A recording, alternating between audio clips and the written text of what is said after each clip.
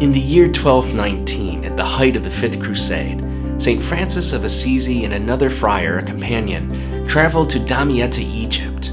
They traveled along with some crusaders with the intention of both preaching to the crusaders against the battles that were underway, as well as crossing the threshold, the border, to meet with Muslims on the other side of the battle line in a mission of peace and dialogue. St. Francis of Assisi was indeed perhaps centuries ahead of his time in understanding that the gospel call to Christian life meant letting nothing get in the way of relationship, even one's faith tradition. And he viewed not his Muslim sisters and brothers as enemies, but as siblings, as friends, as neighbors, as those he was called to love and those he was called to engage with. Nearly 800 years after his death, the Second Vatican Council and the Church, in its decree Nostra Aetate on the Christian relations to non-Christian religions, writes that the Catholic Church rejects nothing that is true and holy in other religions, and makes a particular effort to talk about our relationship to our Muslim sisters and brothers. The Church regards with esteem, the document says, also our Muslim sisters and brothers. They adore the one God, living and subsisting in himself, merciful and all-powerful, the creator of heaven and earth, who has spoken to men and women, and they take pains to submit wholeheartedly to even his inscrutable decrees, just as Abraham, with whom the faith of Islam takes pleasure in linking itself, submitted to God.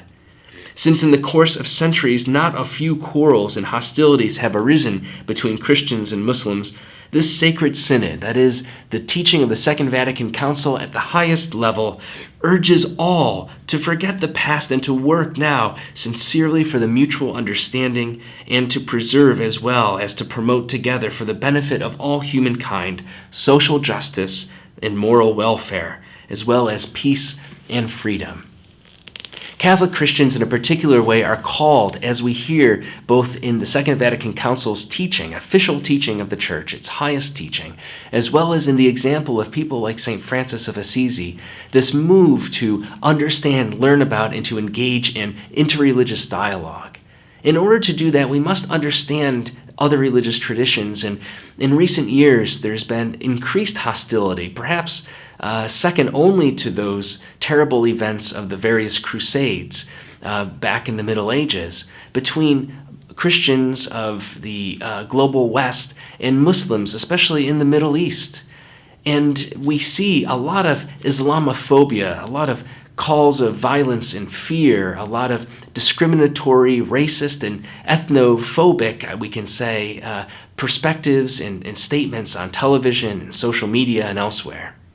I want to share with you a book that I just came to have a look at, a book that was just recently published this month in November of 2015, and that's this. It's the HarperCollins Study Qur'an.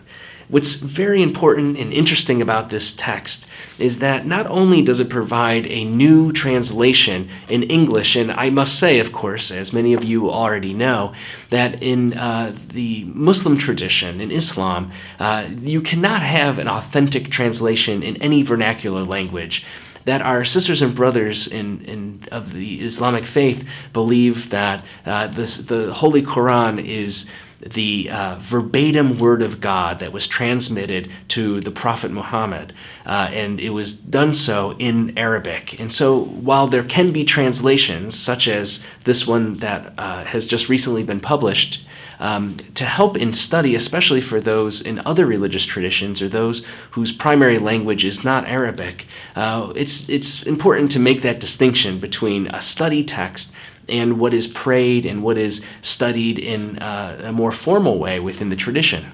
But what's unique about this text is not only is it translated well in English, it's a new translation that took 9 years in working together among the editors and translators and scholars to produce, but there's also a tremendous amount of commentary. I can show you, perhaps you can see in here, I can show you up close. There's great resources, great explication and exegesis that helps people, especially those who are not trained in Islam, those who are not Muslim like myself, a Roman Catholic priest, a Franciscan friar, to understand better what's at the core of the Islamic faith.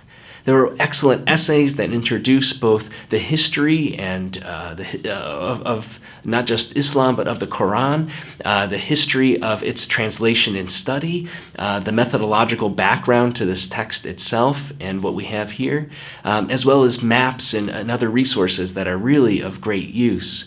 I can't recommend this highly enough, and you may not find yourself buying this particular text, but I encourage you, especially if you have questions about Islam, questions about what our Muslim sisters and brothers believe, to first engage in dialogue with those in your community in a peaceful, understanding, open way, as St. Francis of Assisi himself did. But also I would encourage you to read the text itself. Sadly, those who tend to grab the news headlines because of tragic acts of violence and terrorism, people like those engaged with the ISIS group in Syria and Iraq and elsewhere, Al-Qaeda and other terrorists, they practice something that is not at all supported by the Holy Quran. It is not reflective of the Islamic faith, of the Muslim faith. And our Muslim sisters and brothers are really done a disservice when, as a collective community and as a popular sort of social imaginary, that way of interpretation, a very distorted and unhealthy interpretation of Islam, is portrayed as the normative face of this religious tradition.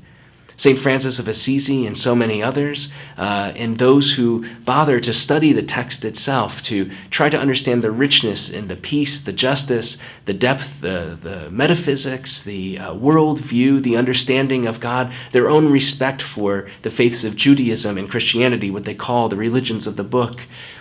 All these things are, deeper and richer and fuller than the violence and the discrimination that exists in our world would lead us to believe. So I encourage you, I'll put the link below to where you can find more information about this particular translation and its commentary. And I encourage you to take a look, to read with openness and seriousness, rooted, of course, in your own faith tradition, but to explore what our sisters and brothers in the religious tradition of Islam believe, and to appreciate the richness and beauty of their sacred text as well. May the Lord give you peace.